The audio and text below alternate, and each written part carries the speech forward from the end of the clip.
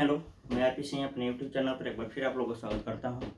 आज मैं आप लोगों के लिए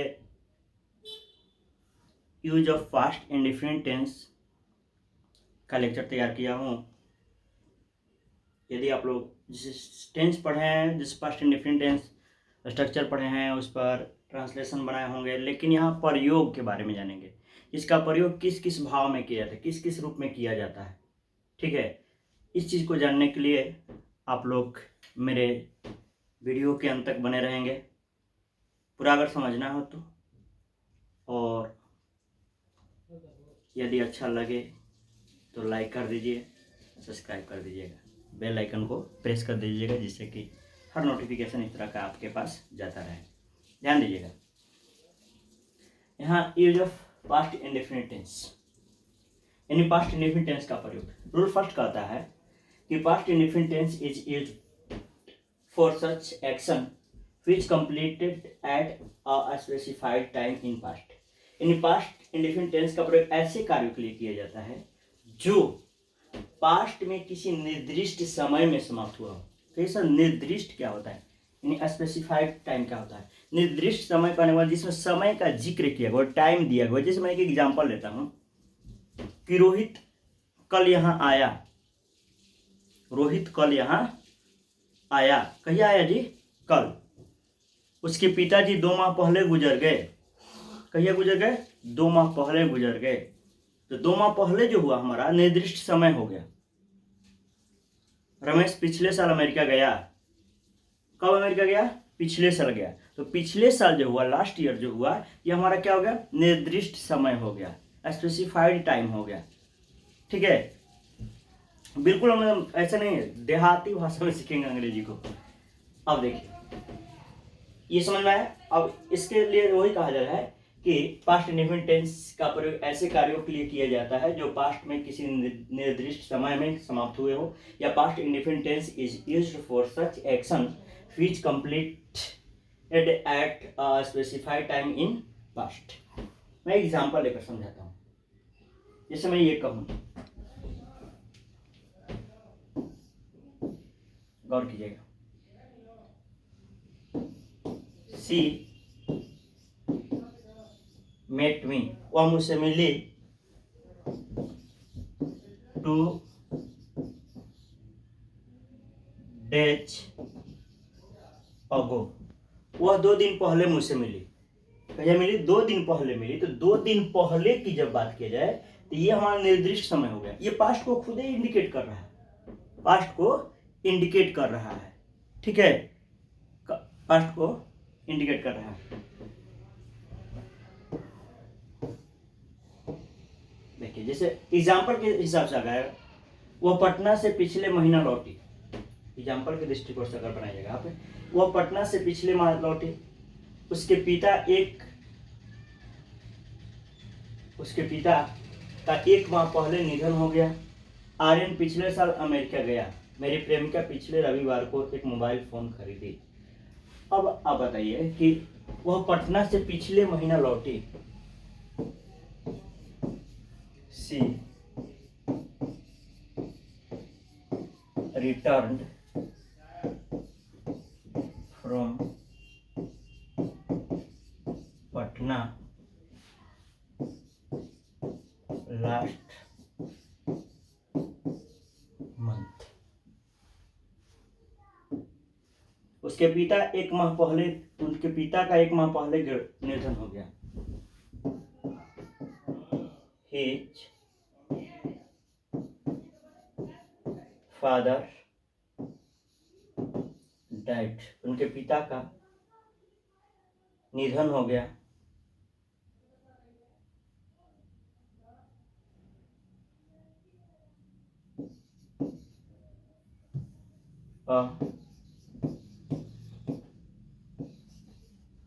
मंथ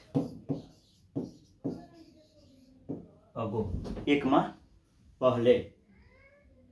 आर्यन पिछले साल अमेरिका गया।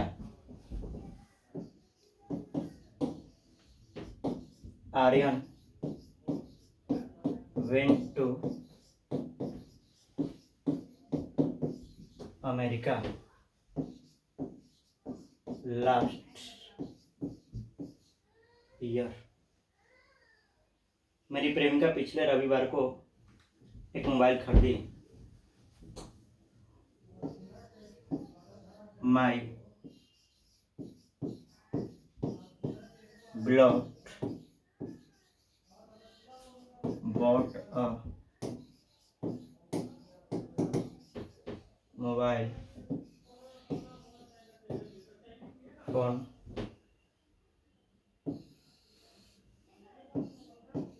on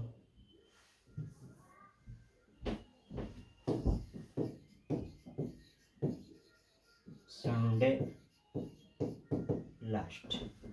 अब यहाँ आप लोग का जिक्र आ जाएगा सर कि लास्ट का प्रयोग सब में तो देख रहे हैं यहाँ पर लास्ट ईयर किया है, लेकिन यहाँ संडे लास्ट क्यों है? देखिए दिन का नाम आ जाए, महीना का नाम आ जाए, पिछले जनवरी, तो कोशिश करते हैं कि जब नाम का पिछला मंथ होगा तो लास्ट मंथ होगा, लेकिन पिछला जनवरी, पिछला मई, पिछला जून का जब बात करेंगे तो यहाँ जो लास्ट का प्रयोग होगा उस जून के बाद June last, May last, January last, Sunday last, Monday last, Tuesday last, Wednesday last, Saturday last, Thursday last, Friday last, ये होता है।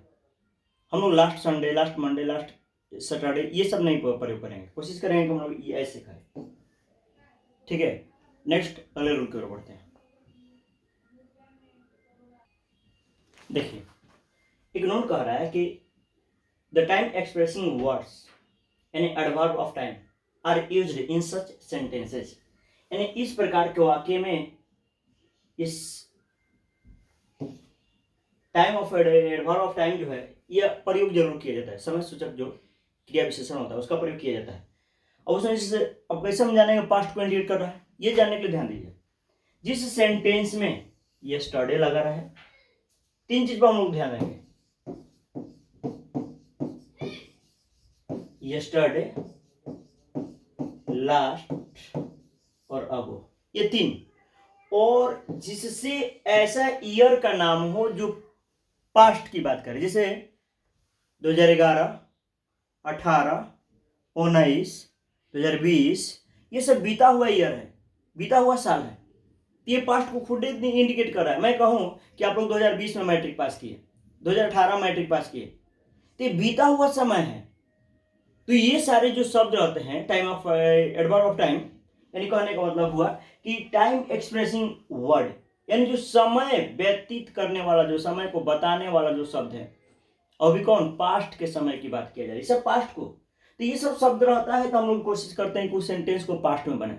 और जब इस प्रकार के सेंटेंस में शब्द रहे तो हम लोग उसमें V2 का प्रयोग करते हैं। जैसे देखिए yesterday morning, yesterday evening, yesterday Noon, yesterday afternoon, the day before yesterday. देखिए यस्टरडे आया है, आगे बढ़ेंगे, अगो 2 days अगो, 5 days अगो, 2 month अगो, 3 month अगो, ये अगो आ जाएगा उसमें। Last morning, last evening, last night, last day, last week, last month, last year, last moment, in May 2011, मई यानी 2011 में बीता हुआ है, आ जाए Sunday last, Monday last, June last, ये सब आ जा सकता है जिसमें लास्ट लगा रहेगा, तो जानेंगे V2। और उसमें ध्यान रखिएगा कि V2 का ही प्रयोग कीजिएगा। किसका प्रयोग कीजिएगा? V2 का। बहुत इंपॉर्टेंट रूल है। जैसे मैं एक एग्जाम्पल लेकर समझा देता हूँ, गौर कीजिएगा।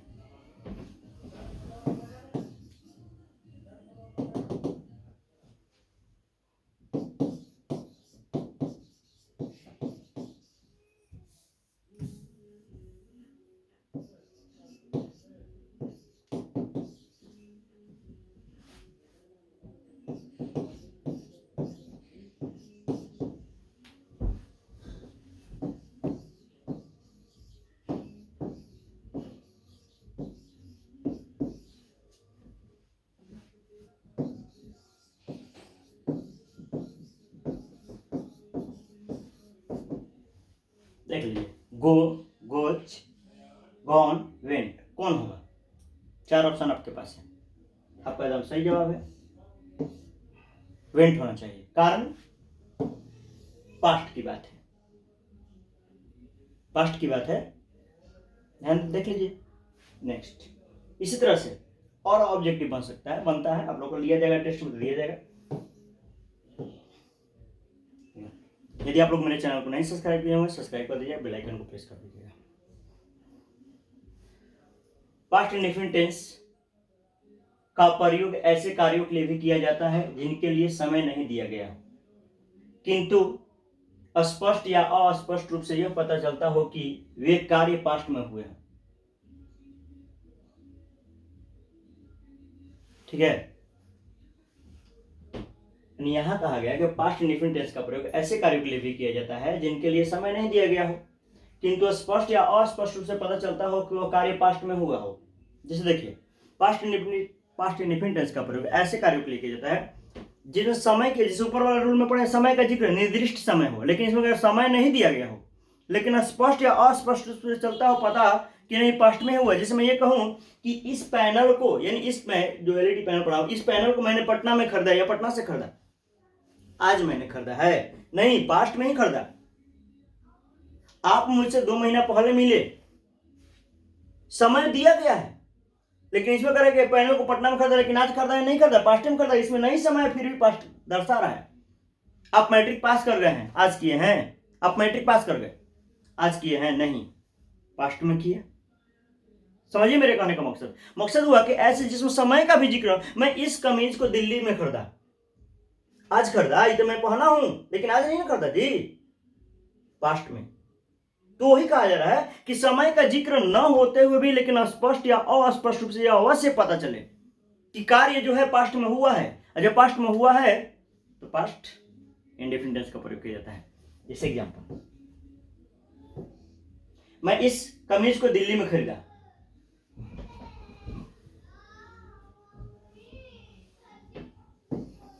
I bought this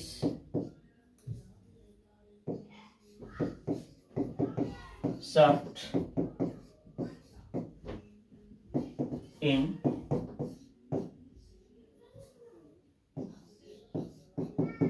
Delhi. उसने मेरी मदद की, शी हेल्प्ड मी।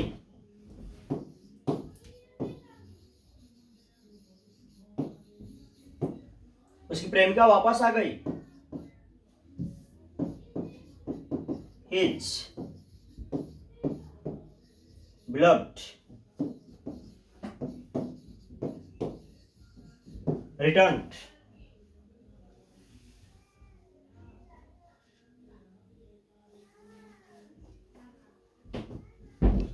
अदालत ने उसे जमानत पर रिहा कर दिया, द कोर्ट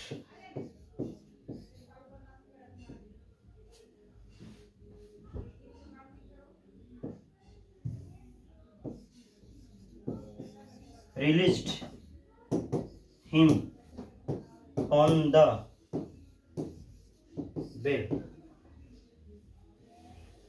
देख लीजिए,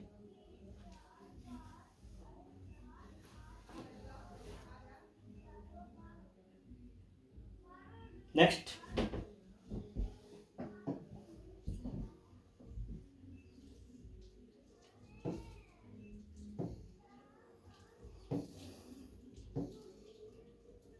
तीसरा रूल, पास्ट इंडेफिनिट टेंस का प्रयोग पास्ट की आदत को बताने के लिए भी किया जाता है।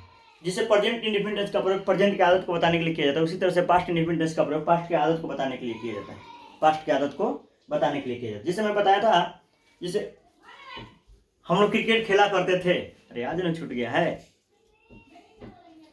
आप लोग स्कूल जाया करते थे, लेकिन अब छूट गया है, अब तो ट्यूशन वगैरह में आप लोग व्यस्त रह रहे हैं। तो ये जो हुआ पास्ट की आदत है, वो हमेशा देर से आता था। पास्ट में बनाएंगे, ही ऑलवेज केम लेट। वह कभी नहीं अच्छे फिल्मों को छोड़ती थी, सी नेवर मिस्ड। वो कभी नहीं छोड़ती थी गुड फिल्म्स, वह अक्सर मुझे भोजन के लिए आमंत्रित करता था। He often invited me to, या कोई फोर भी लिख सकते हैं, डिनर। आप लोग महीना में एक बार घर जाते थे। You went to house once a month। ये पास्ट की आदत है, और पास्ट के आदत को बताने के लिए इस प्रकार के वाक्य में once a month, once a week, once a year, often, never, always, rarely, scarcely, hardly, जो प्रेजेंट की आदत, जो आदत सूचक शब्द, इसका प्रयोग अवश्य किया जाता है, अक्सर आता है। देखिए, मेरा कहने का मकसद आप लोग बताया गया है कि नोट, पास्ट की आदत बताने वाले वाक्यों में सामान्यतः always, never, seldom, rarely, scarcely, often, once a day, once a week, once a month, once a year, every day, every week, every month, every year इत्यादि का प्रयोग रहता है। ये पास्ट का क्या, यानी आदत सूचक शब्द ही है, आदत को बताने वाला ही ये सारा शब्द है, इस सब का प्रयोग रहता है। नेक्स्ट, यही नहीं, पास्ट की आदत को बताने के लिए हम लोग खाली जानते हैं कि पास्ट इंडेफिनिट टेंस का प्रयोग करते हैं, नहीं, ऐसी बात नहीं है। Used to and would are also used to describe the past habit, यानी पास्ट की आदत को बताने के लिए यूज्ड टू तथा वुड का भी प्रयोग किया जाता है। पास्ट की आदत को बताने के लिए यूज्ड टू तथा वुड का भी प्रयोग किया जाता है। जैसे गांधी जी सुबह में टहला करते थे,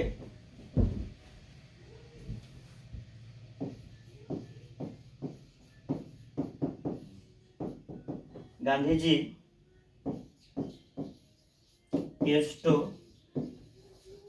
walk in the morning।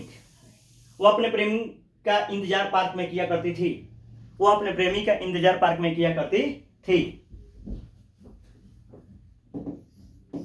She would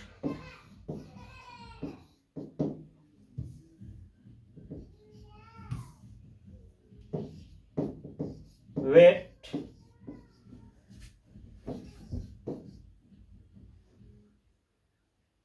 her lover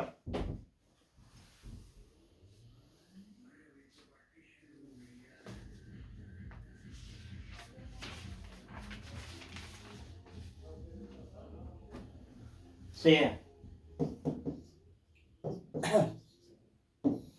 in the park. ये सर उड़ हो जाएगा, यूज्ड टू हो जाएगा, लेकिन पूछे सर दोनों में क्या अंतर रहेगा, तो वुड और यूज्ड टू दोनों में अंतर थोड़ा सा है। वुड का प्रयोग कोशिश करते हैं कि जो ऐसा कार्य पास्ट की आदत हो जो अक्सर मतलब हमें रेगुलर रूप में नहीं होता हो, कभी कभार होता हो। जिसे पार्क में इंतजार करना, रोज रोज थोड़े ना कोई इंतजार करेगा, रोज रोज गार्जियन आवे ध्यान बड़ी मार मारिए थोड़ी देर आएगा बेटे बता, तो कभी कभार मेरी प्रेमिका सास शाम में मुझसे मिला करते थे। My beloved met me in the evening. कैसे थे पास्ट में बना दिए जी। अगर कहिएगा सर क्या हम मेट के जगह पर आप चाहें तो डायरेक्ट इमेट तो रहेगा, लेकिन दूसरा यूज्ड टू मीट लिख सकते हैं, या वुड मीट लिख सकते हैं, ये लिख सकते हैं, कोई दिक्कत नहीं है। हम बोल रहे हैं कि पास्ट की आदत को बताने के लिए पास्ट इंडेफिनिट टेंस का तो होता है, लेकिन ऐसा नहीं है, पास्ट की आदत बताने के लिए यूज्ड टू तथा वुड का भी प्रयोग किया जाता है, इसमें भी ध्यान रखना है। तो ये नहीं इसका मतलब खाली यूज्ड टू वुड ही होगा, V2 भी हो सकता है। ये तो दोनों, अगर ये दोनों ना समझ में तो V2 जिंदाबाद है, अगर वो समझ में आया तो भी ठीक है। तीनों चीज जानिए कि पास्ट की आदत को बताने के लिए वुड का प्रयोग, यूज्ड टू का प्रयोग तथा पास्ट इंडेफिनिट टेंस का भी प्रयोग किया जाता है, गलत नहीं होगा।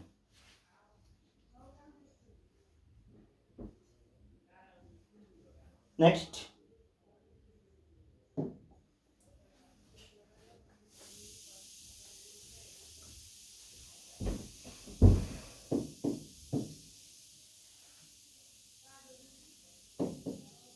he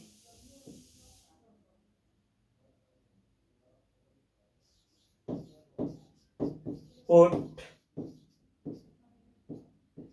wait for her, वह उसका इंतजार करता था।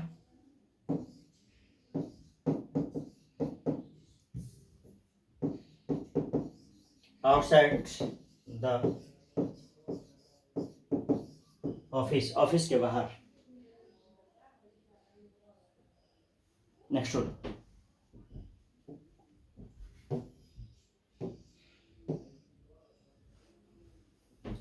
रूल नंबर 4, वर्तमान के अनफुलफिल्ड विश डिजायर को बताने के लिए if, as if, as though, I, if only, I wish, we wish आदि के साथ पास्ट इंडेफिनिट टेंस का प्रयोग किया जाता है। सही बात है। यानी वर्तमान के अनफुलफिल्ड डिजायर, न पूरी होने वाली इच्छा। तो सर न पूरी होने वाली इच्छा कैसे है? वर्तमान में उस इच्छा की जाहिर होता है, लेकिन पास्ट में बनाते हैं कब? जब उसके साथ इफ, एज दो लगा रहे तो उसके बाद जो सेंटेंस होता है उसके साथ जो सेंटेंस आता है पास्ट इंडेफिनिट में होता है। कैसे कैसे है? एग्जांपल देकर बताइए, समझिए। काश मैं पक्षी होता, ये इच्छा पूरा होने वाला है। काश मैं राजा होता, इच्छा पूरी होने वाला है। काश, या यदि मैं राजा होता तो उसे मैं अपनी रानी बनाता, ये क्या इच्छा पूरी होने वाला है? या ये कहे काश 2 दिल होते सीने में, एक टूट भी जाता तो तकलीफ ना होती जीने में, क्या ये संभव है? 2 दिल होने वाला है? नहीं होने वाला है। तो अब बताइए कि ऐसे सेंटेंस जो वर्तमान की इच्छाएं हैं, चोट के मारल जो होता है, चोट समझ रहे हैं ना, यानी जिसको ब्रेकअप मिलता है, वो कहता है काश 2 दिल होते सीने में, कहता है ना, तो वो सोचता है, वर्तमान में सोचने लगता है। पहले नहीं सोचता है, जान रहा था कि होने वाला है लेकिन नहीं ध्यान देता है। भाई फिल्म का प्रभाव है, फिल्म देखता है ना ज्यादा, हमारे बिहार है, जबकि फिल्म देखने देखिए ना, फिल्म शुरू होता था सीधा लेकर था कि सारी कहानियां काल्पनिक है, लेकिन हम तो बिहारी हैं जी, हम लोग हकीकत करने में विश्वास रखते हैं। सही बात है। देखते हैं कुछ फिल्म में हीरो हीरोइन लेकर भाग जाता है, यहाँ जो है वो फिल्म होता है, कहता है स्पष्ट लिखा रहता है, लेकिन हम लोग कहाँ मानने वाले हैं। अरे तुम उलाट कर देखो ना, तुम देखो सिगरेट के डिब्बा पर लिखा रहता है इसको पीने से सिगरेट सॉरी कैंसर होता है, फिर भी पीते हैं लोग, फिर भी पीते हैं। अब बताइए, तो ये जो कल्पना है, जो जानबूझ करके, अगर एक्सपायरी गुटखा खाता है, जान रहा है कैंसर होगा, फिर भी उसका एक्सपायरी देखता है, कर एक्सपायर तो नहीं किया। अरे एक्सपायरी चीज होने से क्या फर्क पड़ने वाला, वो कौन फायदेमंद चीज है? तो वही करें ना पूरी होने वाली इच्छा। जैसे देखिए एग्जाम्पल में लेकर चल रहा हूं, आई विश, काश there were 2 hearts in the chest, काश 2 दिल होते सीने में। ही स्पीक्स, वह ऐसा बोलता है मानो you are the PM of India. कोई ऐसा नहीं होता, कोई ऐसा ढिंगाकता मानो, ऐसे बात करता मानो भारत को पैदा है नहीं, मान लो। I wish I were a king, काश मैं एक राजा होता, उससे मैं अपनी रानी बनाता। आगे सर मिलेगा सेंटेंस जी, देखिए ना, इस प्रकार के सेंटेंस में एक चीज और लिखेगा, एज इफ, एज दो के बाद आने वाला सेंटेंस भी टू रहेगा।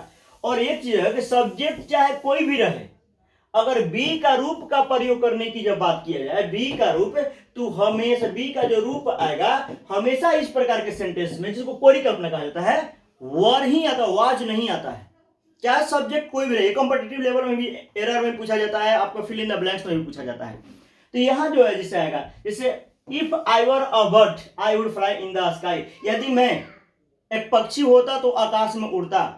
अगर कोई गलती से बना दिया है, जो वर है इसको काट करके अगर कोई वाज लिख देता है तो ये सेंटेंस गलत है, एरर हो जाएगा, बल्कि सीधा यहां का होगा, वर ही होगा कि if I were a bird I would fly in the sky, यदि मैं पक्षी होता तो आकाश में उड़ता। ना पक्षी में हूं ना ही उड़ूंगा, ये तो कल्पना है, एक न पूरी होने वाली इच्छा है, केवल ऐसा सोचा जा रहा है। If I were king I would make her my queen, यदि मैं राजा होता मैं अपनी रानी बनाता। यदि मैं राजा होता तो उसे मैं अपनी रानी बनाता। If I were a king I would make her my queen. वह ऐसा डिंग मारता है मानो वह संसार के बारे में सब कुछ जानता हो। वह ऐसा डिंग मारता है मानो वह संसार के बारे में सब कुछ जानता हो। यानी ही कोई कोई देखता है किसी किसी से बताएगा ना, लग रहा है कि सब कुछ जानता है, एकदम ऐसा डिंग हाँक देता है। तो ही हुआ कि ही boast as though he knew everything about the world. वो बोस्ट मीन्स डिंग मारना, वो ऐसा डिंग मारता है। एज दो देखो भाई, एज दो आइल, एज दो के बाद देखो भाई पास्ट इंडिफिनिट टेंस में भी टू आ गया। अगर ये नो आ गया, नो आ गया तो इसका भी टू हो गया न्यू, ठीक ना। लेकिन यही अगर बी की बात किया जाता तो यहाँ पर बी के भी टू, यहाँ पर वर का प्रयोग किया जाता है। किसका?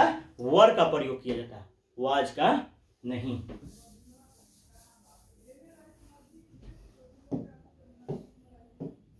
नेक्स्ट रूल, एक चीज और समझिएगा, पास्ट इंडिफिनिट टेंस का प्रयोग है और कीजिएगा, ये आपके 12th लेवल में नहीं आएगा, ये कॉम्पिटिटिव लेवल में आते हैं। पास्ट इंडिफिनिट टेंस का प्रयोग it is time, it is high time, it is opportune time, it is about time के साथ भी किया जाता है। मैं एग्जांपल लेकर समझा रहा हूं, ये कम आता है इस तरह, इट इज टाइम ही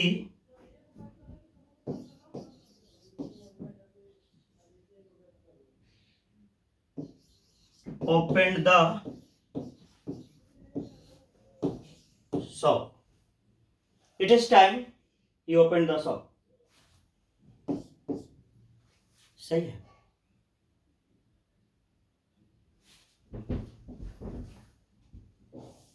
ये देखिए पास्ट में है, तो इसका मतलब ये नहीं कि सर क्या इट इज टाइम के, इट इज हाई टाइम के बाद खाली पास्ट इंडिफिनिट होता है, ऐसी कोई बात नहीं है।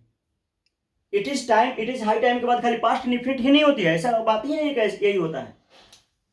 तो होता क्या, ये तो हो गया। It is about time you are stopped being so lazy, it is high time she open the shop, सही है। अब बढ़ते हैं आगे, देखिए सीधा कर रहा है, it is time plus infinitive या it is time plus for object plus infinitive का भी प्रयोग किया जाता है। यानी इट इज टाइम के बाद, यानी इसके बाद कहने में 2 प्लस V1 भी आ सकता है, या उसके इट इज टाइम के बाद 4 प्लस ऑब्जेक्ट प्लस टाइम भी आ सकता है। पूछे कैसे? जैसे हुआ it is time to go there, ये समय वहां जाने का, इट इज टाइम हो गया, देखो 4 प्लस ऑब्जेक्ट यानी मी, फिर यहां पर इंफिनिटिव आ गया to open the shop. It is time for you to read English, ठीक है ना। तो हम लोग ये नहीं जानेंगे कि खाली इट इज टाइम के बाद खाली पास्ट इंफिनिटिव नहीं, इंफिनिटिव तथा 4 प्लस ऑब्जेक्ट प्लस इंफिनिटिव का भी प्रयोग किया जाता है। नेक्स्ट 6, एक चीज और समझेंगे हम लोग। बहुत लोग मानते हैं कि today, this morning, this evening, this week, this month, this year आदि के साथ पास्ट इंडिफिनिट टेंस या प्रेजेंट परफेक्ट टेंस का प्रयोग किया जाता है। बहुत लोग खाली मानते हैं नहीं पास्ट परफेक्ट है, प्रेजेंट परफेक्ट का खाली प्रयोग है, ऐसी कोई बात नहीं है। आप इन समय जो इंडिकेटर होता है इस शब्दों के साथ आप पास्ट इंडिफिनिट का भी प्रयोग कर सकते हैं और पास्ट प्रेजेंट परफेक्ट का भी प्रयोग कर सकते हैं। सर ये कैसे एक साथ दोनों हो सकता है? जब ये दोनों कैसे मालूम चलेगा, समझने वाली चीज है कि प्रेजेंट परफेक्ट एक तरह के पास्ट को ही काम को इंडिकेट करता है। जिसे वे लोग खाना खा लिए हैं, इसका मतलब कि खाना खाने का कार्य समाप्त हो गया है, और वह खाना खा लिया, ये भी तो समाप्त हो गया है। फर्क बस इतना है कि सेंटेंस में हैज यानी ये है लगा हुआ तो हम लोग प्रेजेंट मान रहे हैं, प्रेजेंट परफेक्ट मान रहे हैं, लेकिन कार्य समाप्ति को ही दर्शा रहा है। जैसे मैं कहूं कि आज वह मेरे पास आया, आज वह मेरे पास आया, सही है, आज वह मेरे पास आया, और मैं ये कहूं कि वह मेरे पास आया, तो एक आज मेरे पास आया यानी पास्ट का आई प्रेजेंट में बताएंगे, और वह मेरे पास आया, आज मेरे पास आया, तो ये भी क्या हुआ, इसको पास्ट में बनाएंगे। फर्क बस इतना है कि दोनों का काम एक ही चीज को दर्शा रहा है कि आज ही आने का काम किया है। ठीक है, फिर देखते हैं अगला। जैसे देखिए मैंने उसे आज देखा, मैंने उसे आज देखा, आई सा हिम टुडे, देखिए टुडे लगा है कि नहीं लगा है? लगा है। मैंने उसे आज देखा है, और कीजिएगा, मैंने उसे आज देखा, यानी आज देखा, सुबह में देखा, जब भी देखा, लेकिन अभी जब बात कर रहा हूं उसके पहले देखा, यानी पास्ट हो गया। और मैंने आज देखा है, देखिए ये घटना पास्ट करेंगे, प्रेजेंट में हम बता रहे हैं कि देखा है, यानी बीत गया, वो काम हो गया देखने का, देख लिए हैं। I have seen him today, दोनों के साथ टुडे आया। वह इस सप्ताह मेरी मदद की, she helped me this week, वह इस सप्ताह मेरी मदद की है, कुछ नहीं करना है, she has helped me this week. क्या कोई प्रॉब्लम है? अच्छा, नेक्स्ट, यदि आप लोग मेरे चैनल को सब्सक्राइब नहीं किए, सब्सक्राइब कर दीजिएगा, बेल आइकन को प्रेस कर दीजिएगा। आगे बढ़ते हैं, देखिए रूल नंबर 7 कर है, कुड उड का प्रयोग कैन विल के अर्थ में भी किया जाता है, नम्र निवेदन के लिए। देखिए कुड का उड का प्रयोग नम्र निवेदन के लिए कैन और विल के बदले में किया जाता है, वो विल के अर्थ में किया जाता है। जैसे कैन सकना का अर्थ रखता है और उड गागेगी का अर्थ रखता है, उसी तरह से कुड भी सकना का अर्थ रखता है और उड भी गागेगी का अर्थ रखता है। फर्क बस अर्थ में कोई कौन, अब कहीं सर हम लोग तो पास्ट में खाली पढ़े हुए हैं, ऐसी कोई बात नहीं है। जैसे मैं एक एग्जांपल लेकर समझा रहा हूं, वो जा सकता था, आप कुड बनाए, गलत नहीं है, लेकिन मैं कभी कभी ये कहता हूं, क्या नहीं कमीन सर, क्या मैं आ सकता हूं, वही बात हुआ, कुड आई कमीन सर, क्या मैं आ सकता था, नहीं, क्या मैं आ सकता हूं, ये भी नम्र निवेदन को दर्शाता है। लोग कहते हैं कि नहीं वे गलती सलती पढ़ाते, नहीं, हर एक ग्रामर के बुक में दिया गया, ध्यान दीजिएगा आप लोग। सीधा करा, जैसे हुआ, could you do it for me please, क्या आप यह मेरे लिए कर सकते हैं, से can you do it for me please, क्या आप यह मेरे लिए कर सकते हैं, दोनों का अर्थ एक ही यहां पर निकाला जाएगा। खास करके इसका प्रयोग स्पोकन में किया जाता है। Would you do it for me please, क्या आप मेरे लिए करेंगे, will you do it for me please, क्या आप यह मेरे लिए करेंगे, दोनों का अर्थ एक है। तो हम कह सकते हैं कि कभी कभार होता क्या है कि कुड का तथा वुड का प्रयोग कैन और विल के अर्थ में नम्र निवेदन, पोलाइट रिक्वेस्ट को व्यक्त करने के लिए किया जाता है।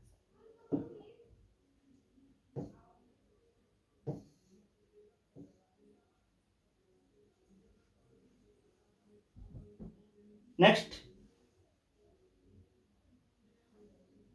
अगला रूल कह रहा है कि जब पास्ट में कोई घटना जारी रहे और उसी बीच कोई घटना, यानी कोई दूसरी घटना घट जाए, तो जारी घटना के लिए पास्ट कंटिन्यूअस टेंस तथा दूसरी घटना के लिए पास्ट इंडेफिनिट टेंस का प्रयोग किया जाता है। सही बात है, जब एक कार्य जारी रहे उसी बीच कोई दूसरा कार्य हो जाए, तो जो जारी कार्य रहता है उसके लिए पास्ट कंटिन्यूअस टेंस, जो बाद में घटना घटती है उसी दौरान एक घटना घट जाए, बाद में पास्ट इंडेफिनिट बनाएंगे। सर एग्जांपल लेकर समझाइए ना, आइए समझते हैं। सिंपल एक एग्जांपल लीजिए, आप अपने प्रेमिका से बात कर रहे हैं, मैं उससे बात कर रहा था, मेरे पिताजी आ गए, या मैं अपने प्रेमिका से बात कर रहा था, उसके भाई ने मुझे देख लिया। अब देख लिया तो थुराई जी वो तुरंत थुराई लो खूब। तो यहां कहने का मतलब हुआ, आप समझ, मेरा कहने का मकसद हुआ है, मैं ये बताना चाह रहा हूं कि आप जिस सेंटेंस को समझने की कोशिश कीजिएगा। जैसे मेरे कहने का मतलब ये कार्य जारी है, मैं अपने प्रेमिका से बात कर रहा था, उसके भाई आ गया, बात करने का काम जारी था, उसके भाई वहां आ गया, तो अब बताइए जारी था, आ गया, तब समझिए रहे कि क्या हुआ होगा, समझ रहे ना, थुराया होगा। तो ये मेरा कहने का मकसद हुआ कि एक कार्य जारी है, उसी बीच दूसरा कार्य हो जाए, तो जारी कार्य के लिए पास्ट, जारी कार्य के लिए क्या, पास्ट कंटिन्यूअस, तथा उसी बीच जो उसका भाई का एंट्री हुआ है आपके बीच में, तो वो क्या हुआ, पास्ट इंडेफिनिट में बनाएंगे। ठीक, इस तरह। जैसे मैं एग्जांपल, अभी कौन सी एग्जांपल लेते हैं, जैसे I was talking to my beloved, मैं अपनी प्रेमिका से बात कर रहा था, कंटिन्यूअस बन गया। जब मैं अपनी प्रेमिका से बात कर, जब लिख लीजिएगा व्हाइल हो जाएगा, व्हाइल या व्हेन। जब मैं अपनी प्रेमिका से बात कर रहा था, उसका भाई आ गया, हीज के हर हो, हर ब्रदर केम, उसके भाई आ गया। अब बाद में आए कि तो का भाई लोग तो तू जाना तो हमने के का बुझा था। चलिए आगे बढ़ते हैं। देखिए, जब मैं आपके पास गया तो आप समाचार पत्र पढ़ रहे थे। जब मैं आपके पास गया तो आप समाचार पत्र पढ़ रहे थे, इसका मतलब देखिए यहां क्या कर रहे हैं, ध्यान दीजिएगा।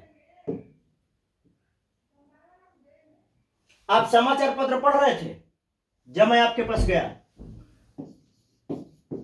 When I went to him, जब मैं आपके पास गया, you were reading a newspaper. जब रमेश मैदान में टहल रहा था, उसे एक सांप काट दिया।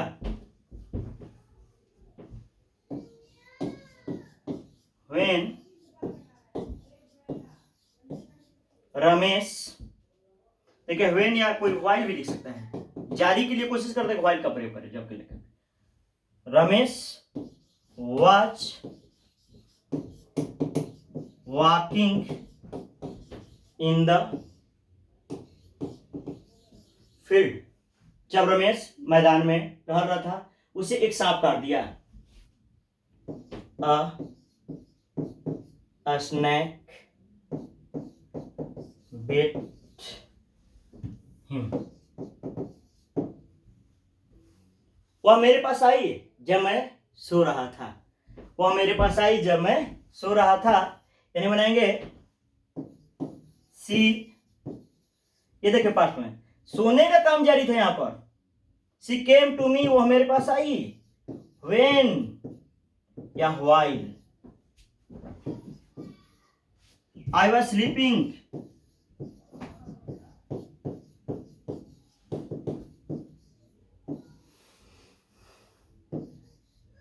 I was sleeping.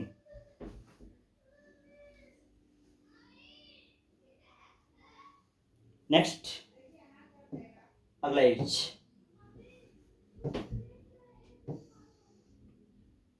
ये आप लोग पढ़े हुए हैं।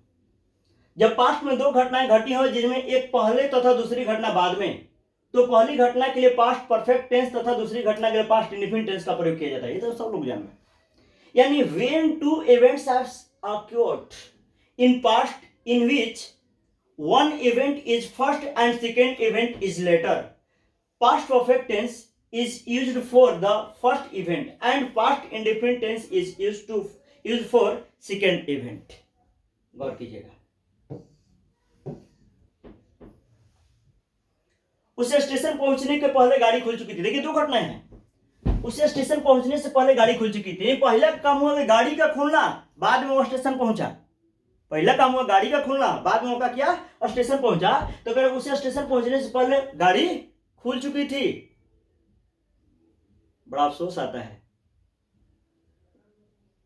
कब, जब आप स्टेशन जाते हैं और जैसे ही पहुंचते हैं गाड़ी खुल जाती है और गाड़ी नहीं पकड़ पाते हैं, तो समय का कीमत समझ में आ जाता है। उस समय काश 2 मिनट रुक गया होता, काश 2 मिनट रुक गया होता। वही बात है, समय बहुत बड़ा बलवान होता है, जो गुजर जाता है नहीं आता है। आते उसे स्टेशन पहुंचने से पहले गाड़ी खुल चुकी थी। पहले बनाएंगे कि गाड़ी खुल चुकी थी। द ट्रेन हैड स्टार्टेड, गाड़ी खुल चुकी थी। Before he arrived the station, station पहुंचने से पहले, डॉक्टर के आने से पहले रोगी मर चुका था। The patient had dead before the doctor केम। इसी सेंटेंस को लोग इस तरह से भी लोग बना सकते हैं कि द डॉक्टर केम, डॉक्टर आया, लेकिन कब आया? After the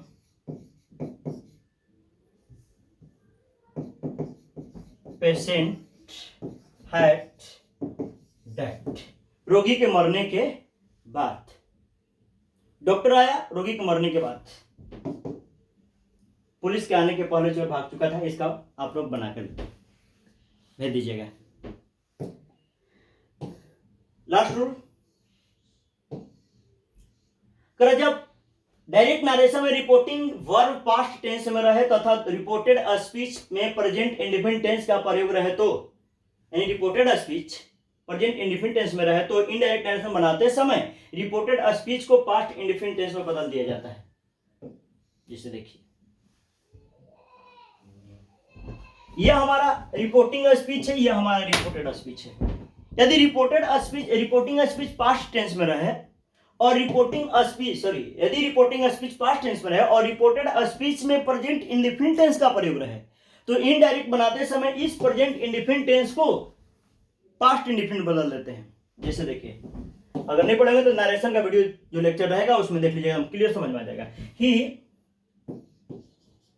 said that he, देखिए वांटेड पास्ट में बदलता है तो वांटेड V2 हो जाता है, वांटेड सम मनी हो तो गया, देखिए V2 लग गया।